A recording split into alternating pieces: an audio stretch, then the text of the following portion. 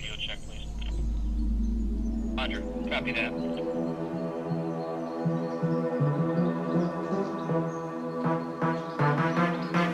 Perimeter secure. 10-4.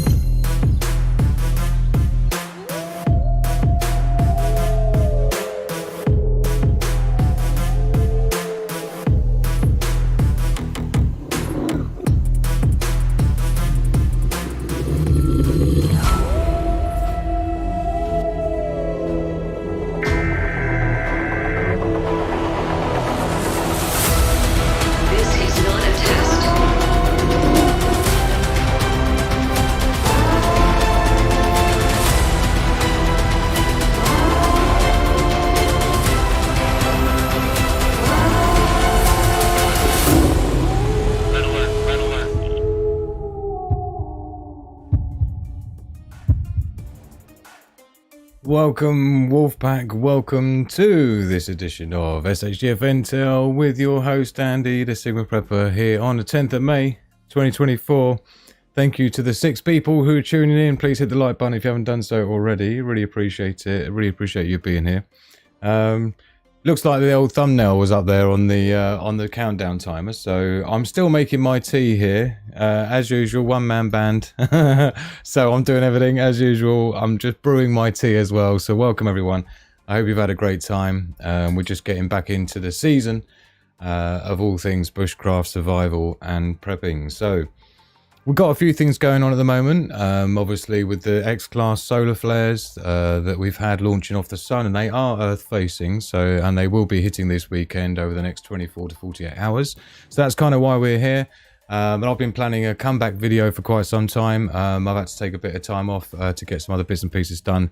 It's very difficult and expensive to fund this channel without any support, apart from those few people left on Patreon. So thank you to each and every one of you.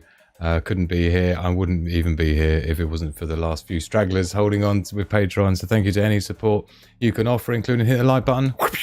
Thank you to all the subscribers as well. I really appreciate you joining the Wolfpack and becoming part of the family and seeing how we do. And yeah, so we had a Christmas video. We had a few other bits and pieces, but yeah, this is like pretty much a down season for a lot of the preppers where the winter's bad and things. I did have quite a few videos I was planning to do.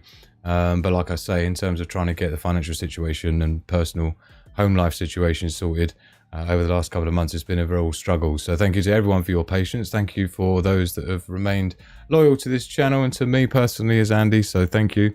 Really appreciate each and every one of you. And like I say, please do hit the like button if you're willing to. So let's have a look and see who's in the house. My main man, Robert, he was the first in. Great to see you, my man. And I am indeed doing a show. Then it's my darling Sandy next. And looks like we've got Kazza in the house as well. Great to see you, my lovely. Tunes. Yeah, I cut it short at the beginning though, obviously, like I say, because of the, I don't know, I didn't update the thumbnail. So it's probably you can expect a couple of mistakes today. We'll see. It's been a while. My main man, IE Media as well. Lovely to see you in the house. And would love to catch up with you again super soon. I've missed it as well, Robert. Don't worry, we're fully back on. There's my main man, All American Prepper as well in the house. We're supposed to be getting a collab done and getting together as part of a collaboration. So don't worry, I haven't forgotten. I haven't been anywhere, and I've just been trying to survive, which is what we're all trying to do out there right now. It's just been extremely difficult with the way things have been at home and financially and all the rest of it. So here we are, surviving as we like to. This is how we roll. I'm just brewing my tea and taking my tea bags out. Yeah, that's right. That's plural, tea bags. You ain't got 2 tea bags. It's not a brew. So we're not going to be too amazingly long today. I just wanted to say hello to everybody. Make sure you're all well. And then we'll have a look at the sun and see what it's doing. And Father No in the house as well. And my main girl, Daily Survival. Lovely to see you. Another one who never checks her WhatsApp messages, isn't it? Father No in the house, great to see you. Thank you everyone for being with us. And thank you for shoving the tips super chat in there. So I've got a few things, because don't forget you can do super chats even though this channel isn't monetized yet, using streamlabs.com/Sigma Prepper. And you get a notification come up here with your message, and it's a great way of supporting the channel. and the show as well. So thank you to those who have joined over on the Discord server. It is completely free to do. Looks like Ethan was the last one. Do get yourself over there. There's all the categories of all the information with bushcraft, solar activity, global conflict, shortages, clown world, you name it. It's all in there. Plus the main hangout where people just chat about whatever. Animal lovers, get your memes in there as well. Sigma quotes, if you've got any inspirational quotes, it's all there. And really appreciate each and every one of you joining. Of course, if you are a Patreon member, we do have the VIP areas as well for those supporting me on Patreon. So thank you, everyone. Although we don't want to be in this one. We don't want to be in this one. You see, I told you there'll be a couple of mistakes. There's a few things I I rushed to so we could get it out. Bear in mind his mug is massive, says Sandy. Cheers, everyone. Cheers to making it this far and still surviving. Because it is a struggle, let's face it. Isn't it a struggle? Talking of struggle surviving, I have actually done a few updates as well to the Sigma Prepper website. So let's get that rocking right now and we'll have a little look what we're talking about. Assuming we don't have any ish. So got the website updated as well. So on the SHTF Intel page is where we're rocking, and we have the rundown on the global threat analysis. So totalitarianism is up there at 96%, fully locked in. Inflation and economic crisis is next, then it's global conflict. There's a few of these that might actually change around. Grid down blackouts, about 79% chance in over the next basically 12 to 24 months. And of course you've got destructive solar flare on there as well. So it's all in there. 10th of May, that was last updated today. So we're all back in Bidney. We're all rocking as far as Sigma Prep is concerned, and not to mention, very, very pertinent at the moment, of course, is over on the survival gear, you've got the hotspot, the Sigma Prepper hotspot, which is basically the offline internet system for grid down scenario, right? So if the grid goes down from a solar flare or whatever it might be, this is your way to continue to access critical information from the internet. It's all stored on an SD card and accessed via a Raspberry Pi wirelessly with your device. So that's still rocking. I've got a special deal coming up later on that we'll talk about. So it's all there ready for you to take advantage of. So hotspots, we've got a couple more of them in stock. Only a couple though, so it's going to be first come, first serve basis, and might have a special cashback discount for you later on in light of what we've got going on with the sun. Talking of the sun, we're going to go through just the solar flares. We're not going to bother doing a full breakdown of the news and things. Obviously, it's tricky when you're first coming back online after taking a month or two, a couple of months break, as a lot of preppers do over the winter season. I've got quite a few camps coming up. I'll let you know about that after we've got through the main news, which is obviously checking out what's going on with the sun. So this is what's going on over on the watchers. We've got the major X 3.9 solar flare erupts from AR 3664. The 10th X-Last flare in just 7 days. That's right. 10 solar flares in just 7 days. So it's getting pretty severe. Now, there's a few things I would like to draw to your attention. There's a couple of things that we'll get through. So this is SolarHam. For those that don't know, SolarHam has been down for some time. But in fact, it's not necessarily that it's down. It's just it used to be solarham.net. They've changed it to solarham.com. So for those who like to check in on SolarHam, which is one of my favorites, we can see this is coming in. So this next bar has just come in. There is a chance of auroras in many places around the world, but we're going to break it down bit by bit. We're going to set a few things straight. I heard something that suspicious observers said in an earlier video, which is just totally not true at all. So I need to cover that as well. There's people being misled by some of the stuff he comes out with. Of course, he's not an electronic engineer, so there's a few areas of stuff that. But we're going to get into that anyway later in this report. So this is the main layout then of the sun at the moment. We'll pop open the main visible disk so we can see this absolute gnarly splodge 3664, and this is the same solar flare that's been responsible for those 7 days and the solar flare. So this is a raging, angry coronal hole basically. Well, sunspot, sorry. Coronal holes are these things. Yeah, 36 and 37. So what we're going to do is take a look through some of these things. You can see it's just a sea of red at the moment, and worse still here, we've got a sea of purple. So purple comes after red, right? So that's where we're at the moment. So we're going to look at a few of these things. We're going to break it down as to what it means, if we should worry, if it's going to hit us, and so on, right? So I've got a few things opened up. First thing we'll do is we'll have a look at the event report, which you can see just a litany of stuff going on here. In fact, I'll tell you what we could do with doing first, is... Have they changed it all around? Doesn't look like it, but we need to pop open this X3.9 look. So this is the one popping off the sun, the X3.9, which is the biggest one so far. So as I've said many times before, the way the sun is actually positioned in terms of relative to us in the solar system, ideally, in order for a solar flare to be most directed at Earth, it needs to be slightly south of the equatorial, in the southern equatorial region of the sun, near the middle, but the southern part of it, because as the solar system goes around, we are actually slightly below the ecliptic plane, as it's called, the solar ecliptic, which is basically the ring that all the planets travel around. So Earth is a little bit lower, so of course for a direct hit, we need that sunspot to be below the equatorial region, and it also needs to be slightly ahead. As it is here, you can see it's slightly towards the right hand side, because the way that fires the flare off as we rotate around into it, basically. So it needs to fire off ahead of us, not directly at us. So people think that it needs to be straight in the middle, but it doesn't. It needs to be slightly lower and slightly ahead of us in order for it to be a direct hit. And that's basically what we've got as part of what's been going on. So it actually looks a little bit like it's in the middle of building back up again here. You can see we're in the M range the entire time. This was the 3.9 here, and this is looking at it over the last 3 days. If we look at it over the last day, again you can see that big old X 3.9 up there, and then we've got a couple of big M's and things like that. I think that was the M that we see here. This last one, the M5.9, which was the last one we had from it. And it's not to say that it's done. In fact, it doesn't look like it's done at all. Now, let's get into...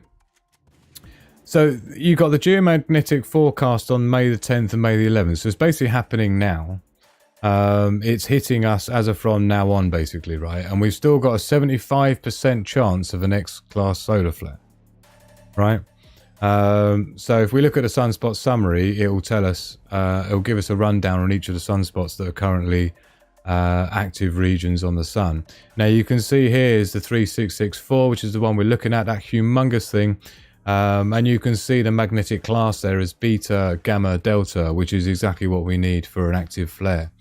Now the way this works is it's just different polarities in terms of where you have like the magnetic fields that are basically interacting with each other. So you've got the blue and the red, which are opposite polars.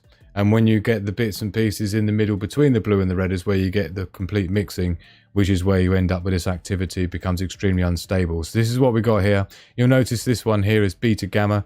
So theoretically, it's not going to be doing a lot of flaring. It gives it a 10% chance here. Look, but this is right on the eastern limb of the sun facing on its way out. So it's not going to cause us any problem if it does anything now. But look at what this thing's been responsible for. Look, right, X4.5 there.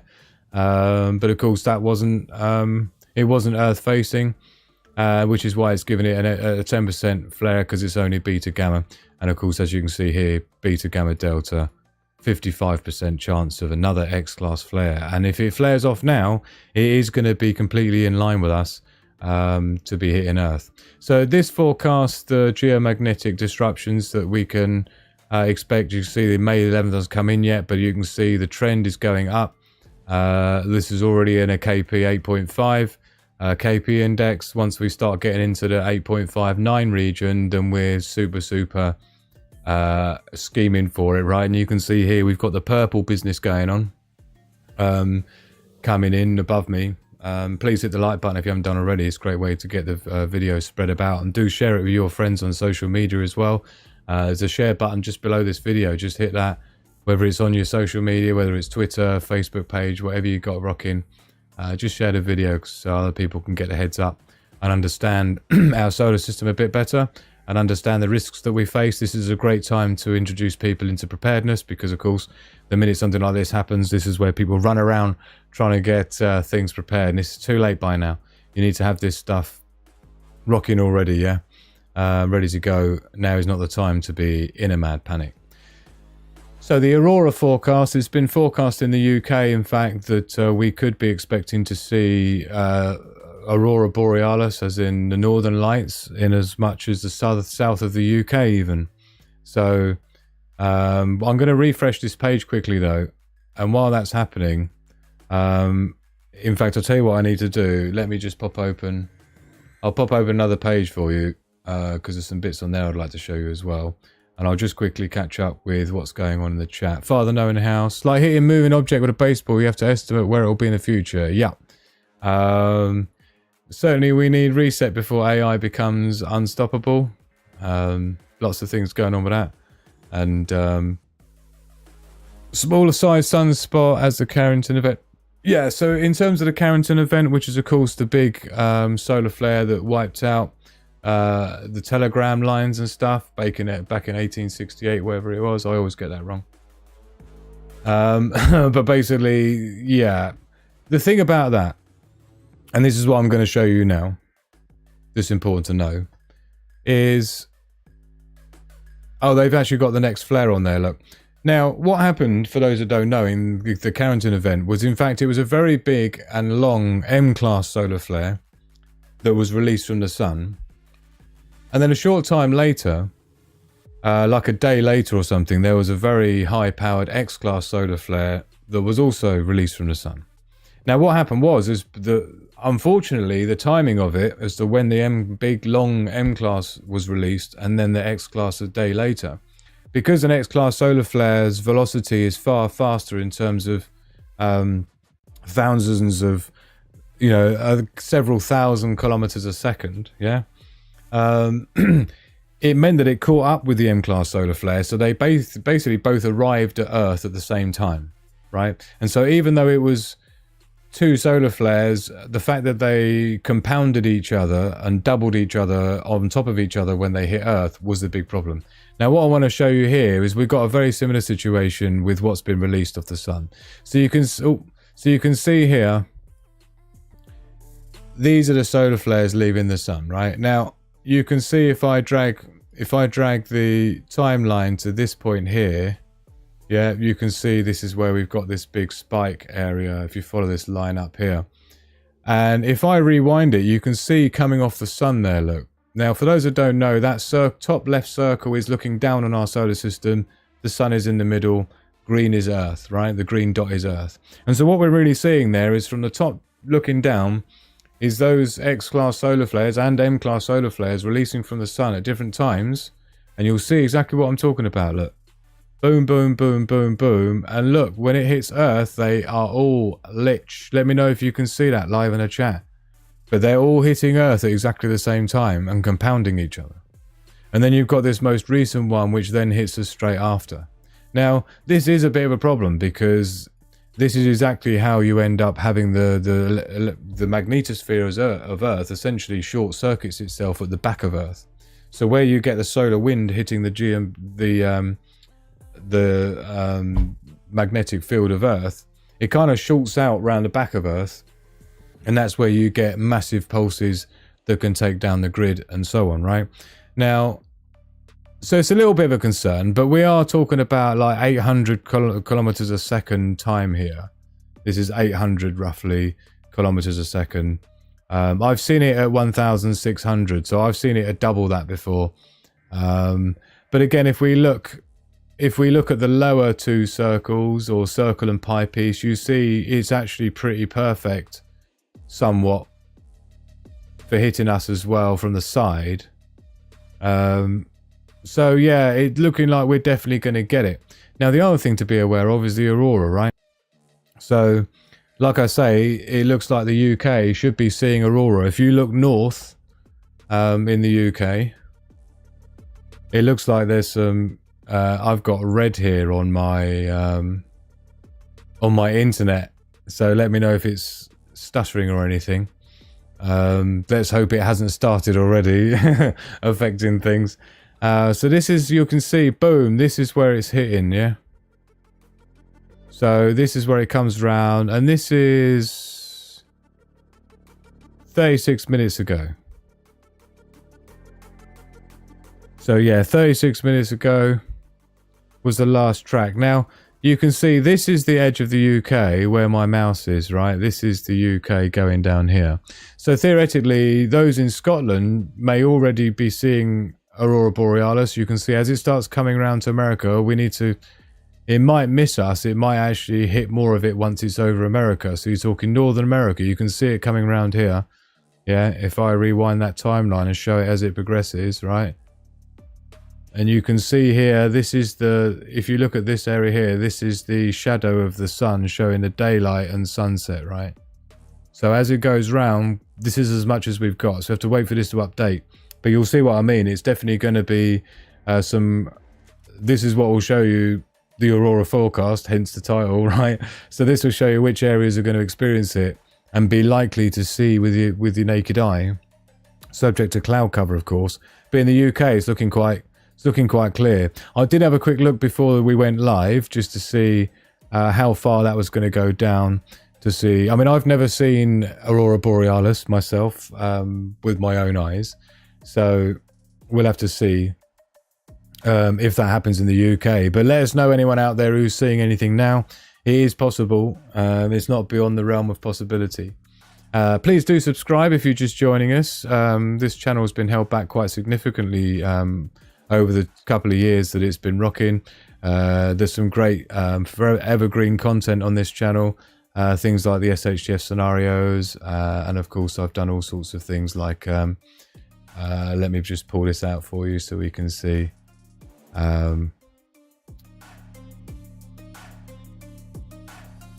So lots of great content on the channel. You'll see things like the grid down scenario. This is a classic one here. That's number 6 out of 6. But down here, you've got the grid down scenario. If you look on my channel, you'll see here 1 of 6, 2 of 6. This is a great one to watch. It gives you the entire breakdown of what happens when the grid goes down, whether it's due to an EMP attack by an adversary nation, or whether it's a CME from a solar flare.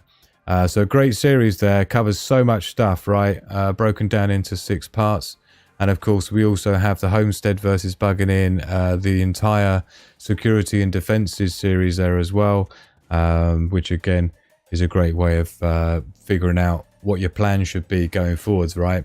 And on top of that, of course, we've got the bushcraft content and things. So we had stuff like the ultimate making a fire for your Kelly kettle when you're out in the woods wild camping. We've got the lake water filtering. I've got some updates on that coming we'll talk about, and various other bits and pieces. So please go and check out the channel. Really appreciate those that have subscribed. I noticed they just took a subscriber off as I'm doing this, which is just amazing. So please hit the like button if you haven't done already. Ali Cat's Prepared Life, I love your channel, especially oh, thank you so very much, I appreciate that. I was planning on doing a comeback show, doing a complete full live show as the anniversary of this channel, which was in the end of which was at April. So I'm only 1 month out from that, 1 month late. But I was going to do a full-on show where we can have the survival quiz and stuff like that, and what we'd usually have. You know, we've got good news stories we'd normally have as well. But I just needed to get back onto YouTube. Basically, I haven't not been on YouTube, but yeah, it's been a real struggle. But I'm back now, so we got the summer coming up. I've got lots of camps planned. I've got lots of things planned as well for the channel in terms of reviewing some bits and pieces I've been working on. So yeah, other than that, it's all going good. So let me just make sure the other thing as well I wanted to quickly talk to you about, because I haven't spoken to you since, is the sunspot number progression. You can see here we had the March values in April, sorry, here, which was 136 on the month versus a predicted 101. So we're still very elevated on the number of sunspots. And of course, when you're looking at SolarHam, you can see these sunspots here. At the moment, we've got 6 sunspots on the board. So yeah, we're all basically kicking off quite heavily. I'm not sure what the outcome's going to be over the weekend. I'm not expecting anything too gnarly, to be honest. Let's go here. But check this out. This is just updated now. I've been waiting for this to update. But this here is all the frequencies that are unusable for transmissions, for ham radio and stuff like that, right?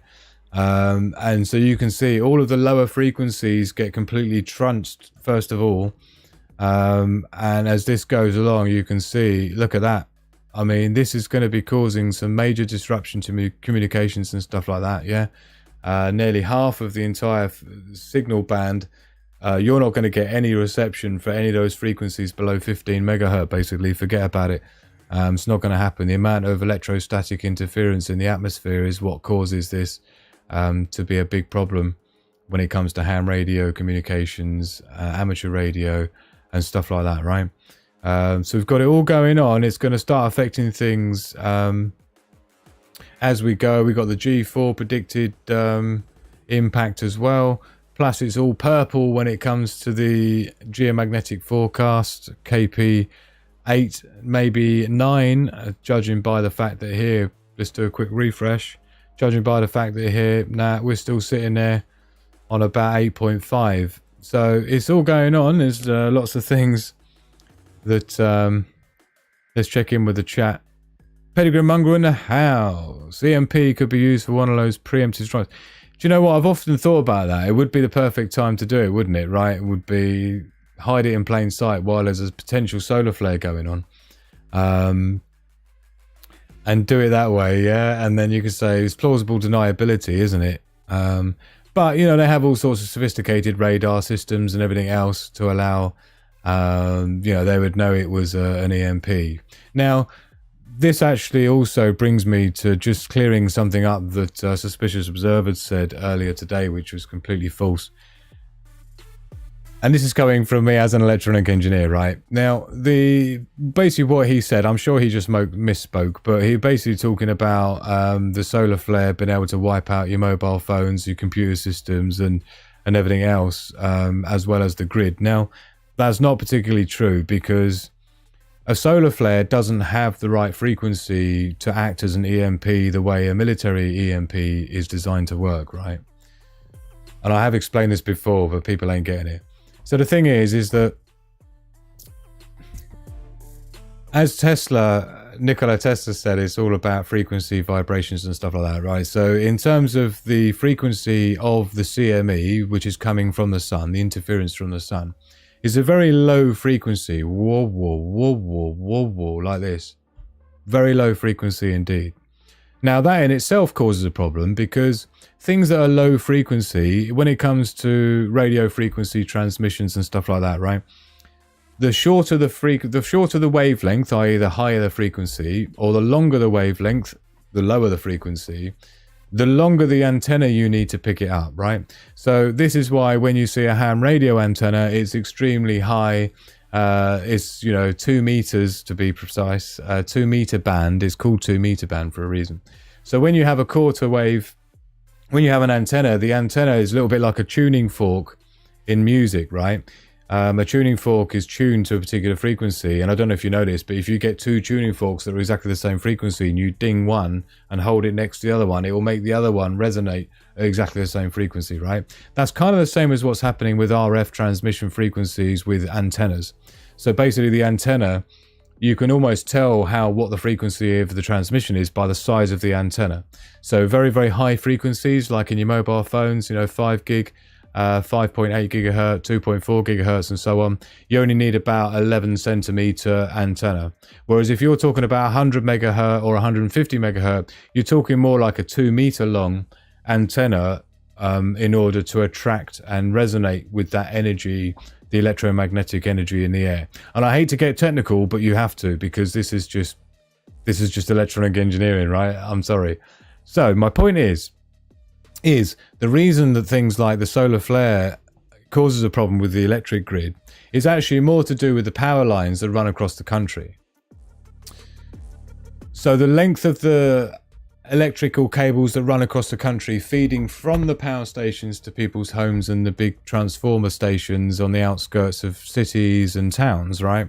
Those electrical lines that go across the country are the perfect length to resonate with the kind of low frequency that comes off the sun, and all of that energy, like putting a fork in the microwave, right? All of that energy is absorbed into those long power lines that go across the fields and alongside the roads that you see, right? Those big pylons.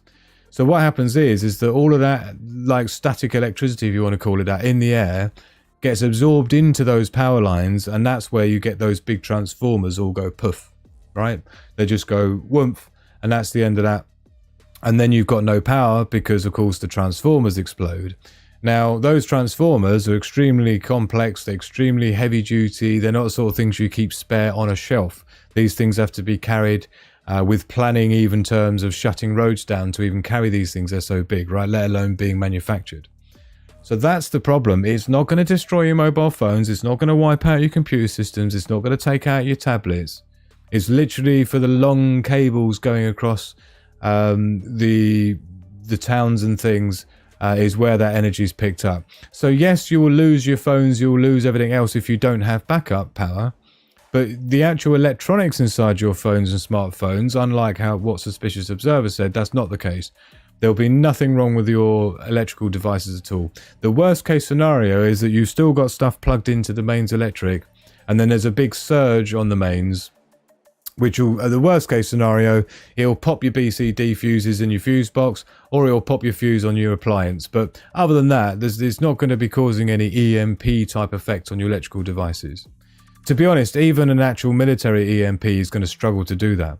But the frequencies, this is the big thing about frequencies, the frequencies that are emanated purposely from a nuclear EMP attack are designed to be high frequency, where that energy is absorbed into small wires, not big wires going across the country, which have got the right resonant frequency of a low frequency. High frequencies, don't forget, short wavelength, short wire essentially is what it gets attracted to. And so this is where the military style EMP will indeed target the small little tracks on your circuit board in your smart devices and in computer systems, right? Those circuit board PCB tracks that are going around the circuit boards inside your devices, they will be absorbing the EMP energy that's been released from an actual physical EMP device, a man-made device.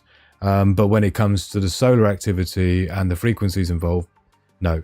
It's a massive threat to the grid and to satellites as well. But yeah, other than that, it's not going to be doing anything to our devices down here, just so you know. Chuck Bam in the house.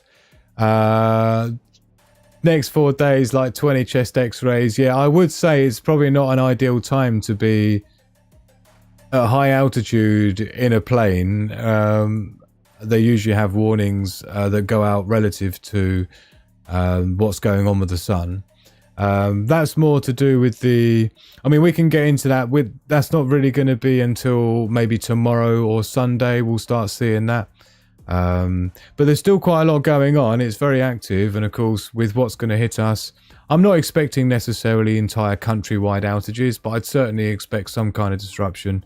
But don't forget, we've had quite a lot of activity leading up to this point. Here's all the activity for that sunspot, and you can see we're starting down here on the 8th, 9th, 10th, right? So, you know, this has been just in the last 3 days. All of this activity from this one sunspot. The only good thing is the fact that the sun, that solar spot 3664, is turning out of Earth facing at this point. So that's about all we got going for us at the moment. Don't forget, please hit the like button if you're enjoying today's report. If the target country has planes patrolling, that is. I was thinking if satellites get knocked out, it would be a convenient time for a preemptive strike against an enemy like them. Yeah, maybe, but they've got backup systems for the backup systems of radar and thing, and there's also a lot of residue. Like, once you've done an EMP, if you do a military EMP, you ain't getting away with that. Everyone's going to know you've done it, right? You can't hide the fact you've done an EMP, because there'll be radiation and other frequencies, like alpha, gamma, beta. There's lots of different types of radioactive fallout, which can be measured from satellites as well, because of course satellites measure radiation around the planet, so they can check out leaks before they get big. So yeah, we're not going to be seeing anything like that. But yeah, you couldn't get away with that. Everyone would know you'd done an EMP because there would be a bunch of radiation sitting there in the atmosphere, right? They have done before, Sandy. They have cancelled flights before. It's a good point. That is something they like to do. And theoretically as well, they should be safe on those flights if they wear their masks. Love it. Like it. People are used to flight cancellations. Yeah, and to be honest, most people aren't going to disagree with having their flight cancelled if it's the difference between them having a safe journey or not, especially if you're going on a Boeing plane. But we're not going to get into that, obviously, because I quite value my life at the moment, somewhat. So, yeah, you know what I mean? If you know what I mean. If you know, you know. If you know what I mean. I'm just seeing it. I'm just refreshing this to see the auroras. Yeah, I'm not sure. I'm not actually convinced we're going to see any aurora in the UK.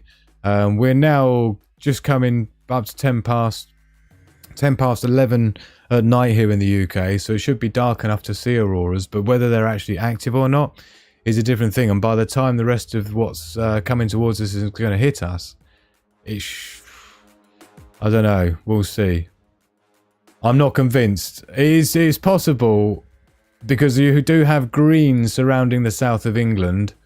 I'm more in the south than the north of England.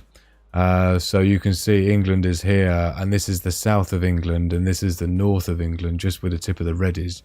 And the end of the green is where the south of England is. So theoretically, if you're in the green area, there's a small chance of seeing auroras, but I don't know. I'm not sure if this is going to be the first time seeing auroras or not.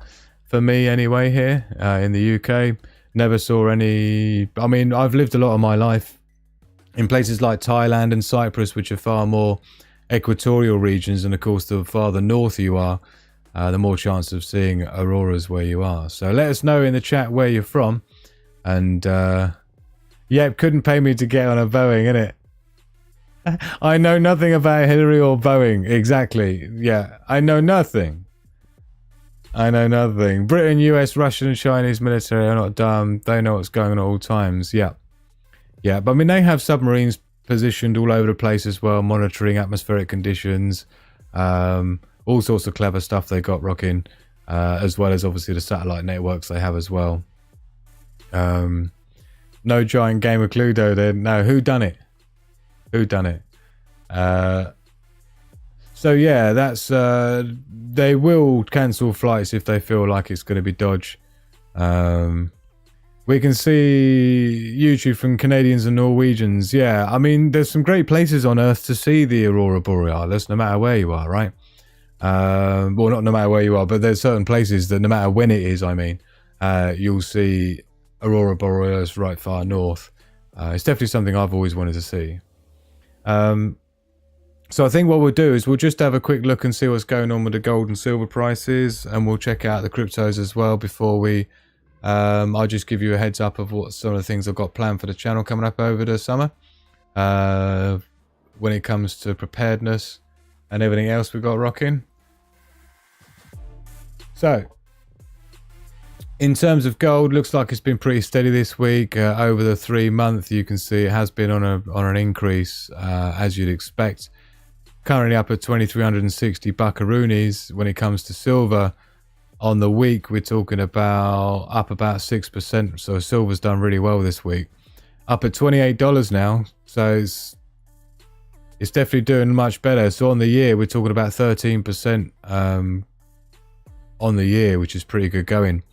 On the year for gold, on comparison, we're talking about 16.5%. So yeah, money's best off of gold at the moment. In terms of cryptos, we're down here at 60,000 buckaroonies for Bitcoin. It's not doing too well. It hasn't been doing for a while. I've been warning people for quite some time now. You know, it's just, there's too much going on and it's lost its momentum. The adoption rate has fallen dramatically. The utility has been removed from all the regulations that have been coming out. It's become just so problematic, cryptos, now that people are seeing it, and divesting from it really into things like precious metals, and particularly as the currencies start to all inflate, people are fleeing to precious metals as a way of storing their wealth and keeping their wealth intact in any way they can really at this point. Is that Last Me in the house? It is as well. Hello, my absolute darling. Great to see you. I hope you're well there in California, eh? So, Robert and her wife saw it once upstate New York on the Canadian border. Cool. Colonel Mustard in the library with a candlestick. Could be. So, we could see Aurora here in the US. I'd say quite likely Alicat's prepared life, based on what we were just looking at there. Let's pull it back up. This is where we're at, look. So if you can extrapolate as that rotates round, that red rotates round over North America, look. Yeah. As that rotates round, if time carries on going on, if current trends continue with more energy hitting our atmosphere and perturbing the magnetosphere, which is what's going on there. Because don't forget, our magnetosphere protects us from the radiation. And this is the problem when the magnetosphere short circuits when we have a massive X-flare, X-class solar flare. We actually lose a lot of oxygen out into the space as well. We never get back. All round not good. So as this continues to hit us as the night goes on and as your evening starts to go on there in America, it's about 6 p.m. over on East Coast at the moment, coming up for 6:15 on the East Coast. You will see this northern part of America. Definitely Canadians should be seeing it tonight. My sister lives in Canada, so she might be seeing it. Whereabout are you, Northern Canada? Alicat? Let us know whereabouts. Sorry, not Northern Canada. Are you Northern America? Let us know whereabouts America you are, which state at least. Don't mention Boeing or you'll accidentally fall out of a window. Yeah, very likely. Very likely indeed. So like I say, make sure you get yourself joined up on the Discord server. It's completely free to do so. I always put announcements out as well when we're doing a show, so you don't miss a show, as obviously YouTube never really puts you notifications out for this channel. It's never been nice to this channel at all since it began, the minute it found out it was me running it. So other than that, it's a real struggle to build this channel, so your help much needed, and thank you to everyone who's joining our Discord community server for Sigma Prepper, for our wonderful wolf pack that we have here. So I wasn't oh, Alabama, is it? Right, okay. So not too far from, I was going to say Robert McNamara, but not sure. He's got his talking to Robert, he's got his 1973 Chevy pickup running, no modem, electronics, so should run right. Absolutely, well done to you, and well done to anyone who's managed to keep a car running of that age, because you are in a far better position. The daily survival over in Virginia, apparently it's going to be cloudy tonight, because bear that in mind, if it's cloudy you're not going to see anything, which is going to be a bit disappointing. So lovely to see Last Me with us. Thank you so much for joining. Thank you, Father No. Thank you for your vote of confidence, Father No. Let's hope that doesn't happen. I haven't said anything about Boeing. It wasn't me talking about Boeing. What are you talking about? Cheers, everyone. Love to you all. So, let's have a quick chat about what I've got coming up on this show then. On this channel coming up. I've got a bushcraft camp thing that I'm supposed to be going on, which is not that far away. It's like a meetup group that do bushcraft, and it's actually free to join. And I've not been there before. I've been told about it many times. I'm thinking, you know what? I need to get out there. I need to meet new friends, you know, need to do stuff like that. And make sure my skills are completely refined. So there's a trip I might be going on in a couple of weeks' time, which is about cordage and making cordage and stuff like that, and knots and things. And knots isn't one of my strengths. Well, it is. I can do quite a lot with knots, you'll be surprised. But I think the thing I find with knots and cordage is you have to keep it up. You have to keep practicing the knots. You have to keep practicing when they're best used, what knots are best for what type of cordage and so on, right? It's quite a big, complicated subject, more than most people think. I've made some pretty cool stuff with cordage, which I can get, you know, I can get into on a different video. So I've got that coming up, which I'll make a video out of it. I'm planning to camp the night before, and then it starts at 10 a.m. for 4 hours, and then I've got a show in the evening I need to do, so I need to be back before that. So that's a great opportunity for a video there. I've also even got I've got a wild camp set up as well coming. Now today, ironically, while all the solar flares are kicking off, I did actually get a chance to test my new solar power. This is like for my bug out bag solar panels, right? This is only 40 watts sitting here, and I've just created this with some, you can see with the Velcro here, and I've just got these plates that I made, which is how I connect the solar panels together, right? So I can either connect them laterally, like vertically, or landscape, for example, depending on how I want it. And then I just have this part here, which I can just put my stick in and mount that anywhere I want on the Velcro, and then it can prop them up. And I've just made a connector here so I can decide when I'm on camp whether I want these to be in portrait. If I want them to be parallel or series connected, which just depends on how cloudy it is, basically. So that's the idea. We've got the solar panels there, and I've got a new charge controller that I was testing today. So I'm going to be running this on my next wild camp. I've got two things particularly that I'd like to review for you that I'm designing. The first is a new charge, small, look how small that is. It's quite a nice size. So I'm going to have that in my bug out bag for my wild camping. And today I managed to charge my beefy battery bank. This is a 72 watt hour battery bank, right? I managed to charge this at 10 watts, which is not too bad. So I was getting 10 watts out of those solar panels, sitting there outside charging. So far, so good. So I'm going to be putting that through its paces on my next camp. So we're going to be, and I'll be revealing everything that I've done to create my my wild camping off-grid power supply.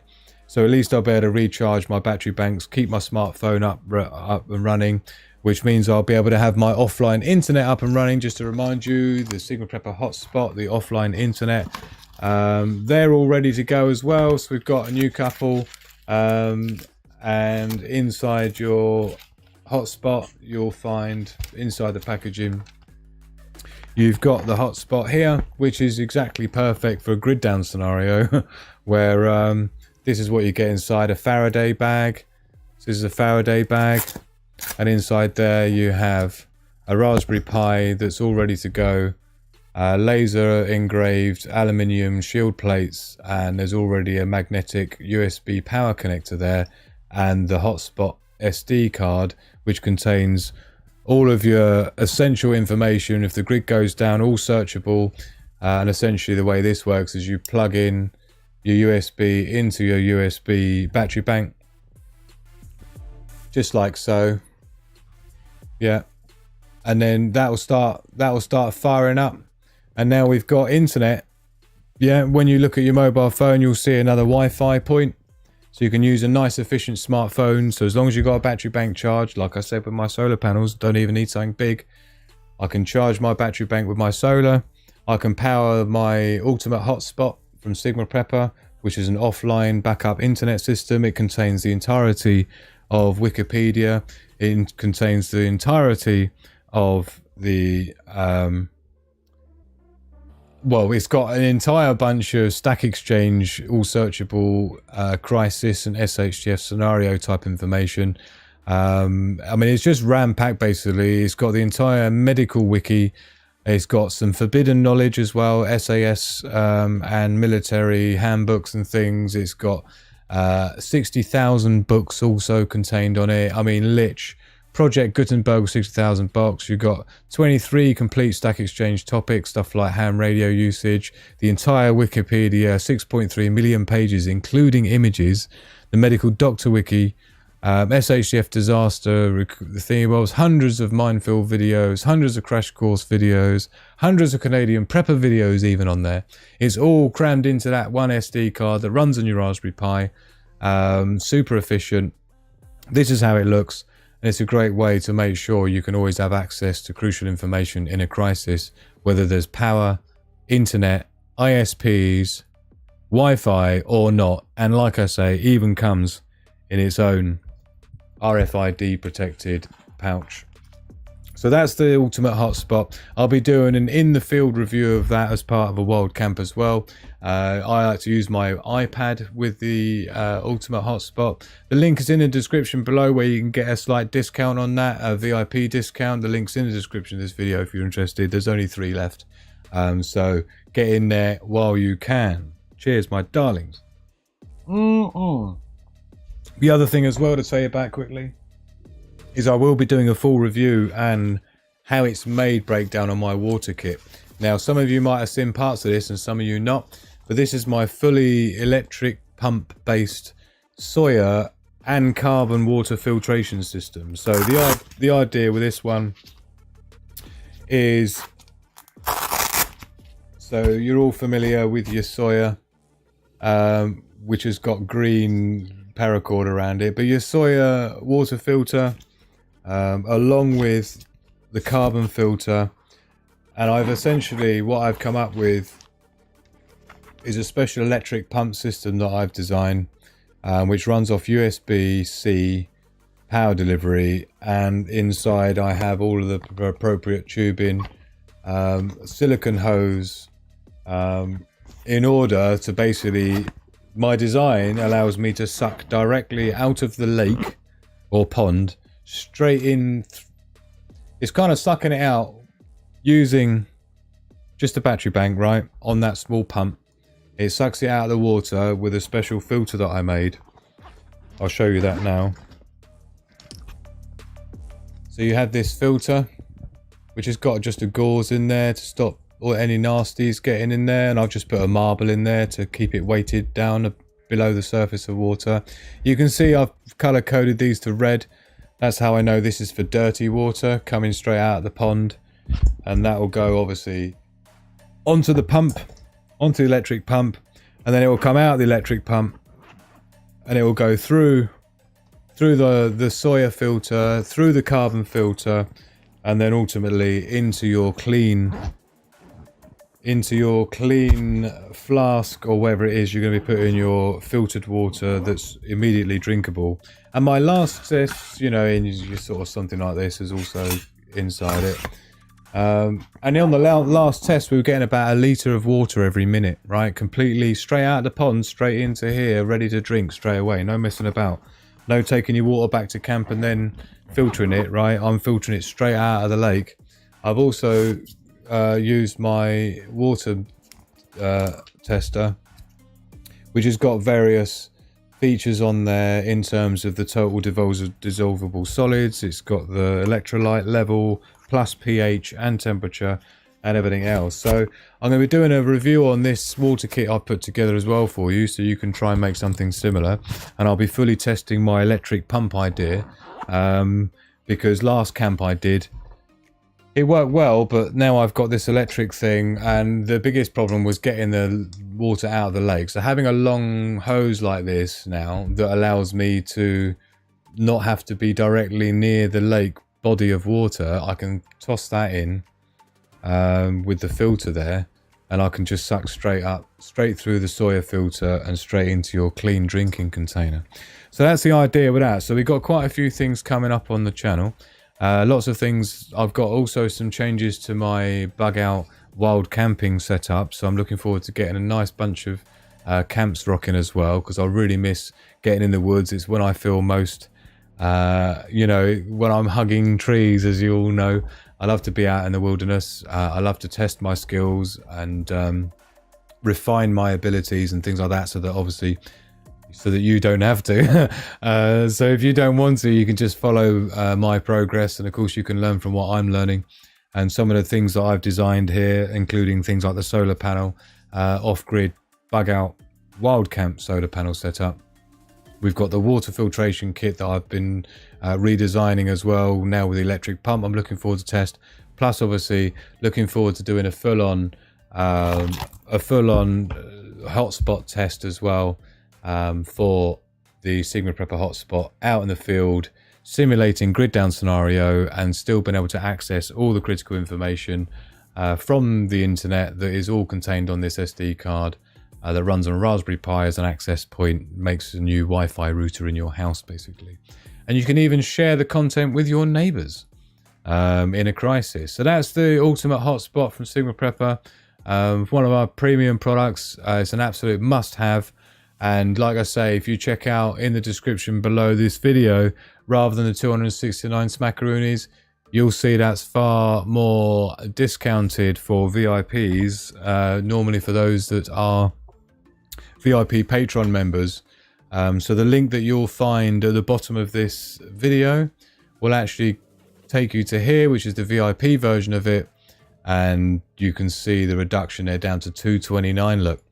And what I'd say is that if anyone places an order for the ultimate hotspot between now and tomorrow morning, then I'll actually send you a $50 cashback. That's right, $50 cashback for anyone who goes ahead with an ultimate hotspot. Need to rotate these out. Got 3 left. One's already reserved. So now's the time. And of course, with what we've got going on, it's one of those must-have devices in your bug out kit. It's all very well having everything else, but information, in the age of information, it's a massive force multiplier. If you're the one with the info, you're the one with the survival information, and other people aren't. All they've got is a bunch of books that they can't take with them. So many benefits to the Sigma Prepper hotspot. You'll hear me talk about it again as the weeks go by. Got lots planned for this channel. Obviously, need to start getting it back up and rocking, just like it should be after a few months off, going through some personal stuff and some financial crises. So anyone who's in a position to help with that, with the VIP patrons and things like that, would be absolutely appreciated. My darling Purple Flurple, great to see you sliding in the back door there.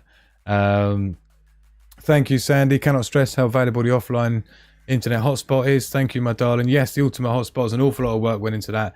It's version 38 of software that's on there at the moment, and it's the latest one, so got to be done. If you're caught in SHTF, you can muse your possible final days of Canadian prepper bricking himself over every last thing that happened that particular week. Yep. I think the best part, I think my favourite bit actually, the favourite part of the Sigma Prepper Ultimate Hotspot offline internet system, I would say, is actually the forbidden knowledge. There's hundreds and hundreds of PDFs on there that you're not supposed to have. There's got all sorts of secret information, how to, you know, like, even like military wartime wound closure things as to how to... It's all very well having medical books, but the stuff they talk about isn't the sort of stuff you're going to experience when shit hits the fan. So a lot of the stuff that's on there, all the stuff about water filtration, all the stuff about edibles, finding edibles in the woods and stuff, it's got it all in there.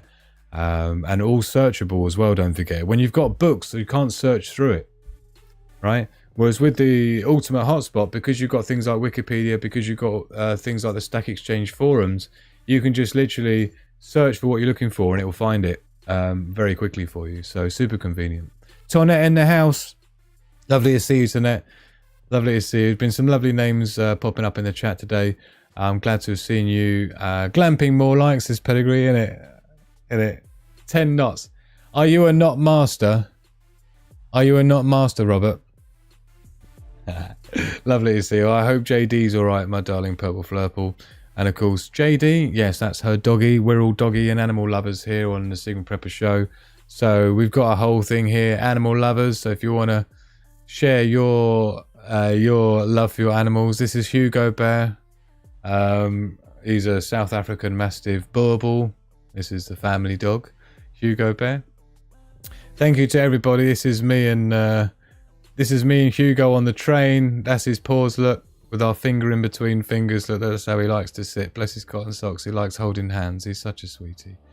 So that's Hugo Bear. He'll be featuring, I no doubt, in lots of our videos coming up. I'd love to bring him on a wild camp with me and see how he gets on. He loves it on the train. Bless him. So yeah, he's a South African Mastiff. He's about 60 kilos. So he's a big old boy, but he's just a gentle giant, basically. Doing his thing, standing guard on the train on our way to a trip. But get your own doggies in there. Let's see your pets. There's JD, look. Oh no, that's JD. And again, Netrum Design's got their doggy in there. So thank you. Get yourself over on the Discord server. It's completely free to join. It's a great community of peeps. Lots to learn on there as well. Everybody putting some great articles, some great videos from other preppers out there, and other survivalists who are helping others to prepare for goodness knows what. So thank you so very much to whoever just subscribed. If your stuff isn't set to private, whoosh, you should be popping up there. If not, thank you to our previous subscribers: Strive to Survive, Peter S, Camp Like a Boon, and Andrew Wazalaski. Thank you so very much for becoming part of our wolf pack here on the Sigma Prepper channel. Been going about 2 years now, isn't it? I think it was 2022. It was April the 1st, 2022 when I first went live with this channel and the brand and the website and everything like that. I built the entire thing in just a few months. I was super proud. It came out really nice. So thank you to everyone who supported this channel so far. Go and check out the website. The link's in the description below, sigmaprepper.com. You can remember that. So go and check me out. Go and have a look at the ultimate hotspot that's on there. And of course, we've got also our survival videos that I've got on the channel. Definitely give them a watch. We're going to need to boost the watch time as well on this channel so we can get this channel monetized so it can actually fund itself. That would be absolutely wonderful. So I've got lots of product reviews planned, lots of videos coming up with the wild camps. Of course, we've got the solar panel to test. We've got my electric pump water kit and filtration system to test, plus a slightly different way of doing my bushcraft camp out. So I'm really looking forward to that. I hope my secret location is still okay. I'm going to do a recce on that maybe during the week, maybe even tomorrow or Sunday perhaps. I've got a show I've got to do tomorrow, but on Sunday I might do a recce on my camp, my wild camp location. It's a good idea to go back there before you've got all your pack and all your kit with you. You want to get out there, just make sure there's no new fences been put up or no trees been cut down that you were using to throw your hammock up. I'll tell you one thing, I was planning to do a bushcraft camp a few weeks ago because I needed to test I've got an under blanket for my hammock that I've had for quite some time, and I've never done a camp using the under blanket because it hasn't been cold enough. And now I'm looking at the temperatures on the night time, and I've already missed a chance. It's already like 10 degrees centigrade, 50 degrees or whatever that is in Fahrenheit. So really it's already beyond the season where it's cold enough to trial out my hammock's under blanket. So let us know in the comments below or in the live chat if you've used an under blanket with your hammock before. Ideally I'd like to do 2 nights camping, one with it, one without it, just to see how much extra benefit it is for insulation to have that under blanket with your typical type of a hammock kind of a system. Water filtration skills to make a natural filter for a small community is very important. Yep, it's the first thing that's going to wipe you out, isn't it? I mean, you rule of threes: 3 minutes without air, 3 hours without shelter, 3 days without water, and 3 weeks without food, and you're a goner. So water's the first thing that's going to do you in once you've got your shelter sorted out, right? So yeah, super important, on the top of the list. Crypto Sam in the house. Great to see you, my man. Hope you're well. Let us know whereabouts in the UK you are, Crypto Sam. Are you quite north? I'm wondering if you've got any chance of seeing any Aurora Borealis tonight, in light of what we've got going on with the solar flares kicking off. There are some forecasts, at least for Scotland. Whether it will get down this low in the UK, we're yet to see. I'm glad I'm back as well, All American Prepper. I miss the woods. I miss nature. I'm looking forward to getting back out there and helping you guys figure stuff out ahead of time so that when shit does hit the fan, and it will, we're going to be prepared. We're going to have the things that we need. We're going to have the knowledge and the information that we need, especially anyone who happens to be lucky enough to have an ultimate hotspot. Again, great product from Sigma Prepper. So I'm going to be rocking and rolling. I've got some bits and pieces to do. I just wanted to catch up with you fine people and let you know I'm still alive, and to obviously check out what's going on with the sun today, so we could get an idea of what sort of a risk and a threat it's going to be to us all. And it is looking gnarly. I'm not going to lie. I'm not going to lie. Can't lie. Can't lie. It's looking gnarly. But I think we're going to be all right. Famous last words. I think we're going to be all right. So your devices are going to be fine. If the grid goes down, it will probably be because the government have shut the grid down preemptively. That is the plan. If you read their strategic plan for CME disruptions to the power grid, they are supposed to shut the grid down ahead of time to allow the energy to flow quite freely without it being a catastrophic failure of the transformers, because when they go bang, they really do go bang. And there's a transformer, a big one, that's not that far from the house that I live in, right? So that wouldn't be a good look. So we are forecasting quite a lot of activity. We'll just see if this has updated itself yet with the latest little bit, but you can see it's just starting to fade back down again. Boom, you see, just before it gets to the end, it starts fading down. So jury's still out, but it's looking like we're not going to be getting much in the UK already, I can tell you that. So we'll see how it pans out. But in the meantime, thank you so very much everyone for joining me. I hope headlines is getting impeached. Yeah, we'll see. What does this wire do again? Type a comment. Don't know. So thank you so much everybody. I hope you've enjoyed this brief SHTF Intel report, catching up what the sun's doing and looking at a few other bits and pieces that are going on in the world, and giving just a brief update of what I've got planned for the channel. And lots coming up, a few camps coming up. Thanks Crypto Sam. So you're Chigwell, I don't think that's any further north than I am, is it? We're about the same. I think you might even be more south than me. So we'll see if we're going to be seeing any auroras tonight. But do check out, it's worth checking. If you do get the opportunity to see one, it'd be lovely to see one. I've never seen one before, the Northern Lights. So get yourself out there, look towards the north. That's where you'll see them. If you see them at all, we'll be looking towards the north. Like I say, please get yourself over there to the Discord server. Please go and join. It's completely free to do so, and highly recommended. And in the meantime, what can I say? It's been an absolute wonderful time. I've been Andy, the Sigma Prepper. Loads more coming on this channel. But in the meantime, love, peace and progress to the pack.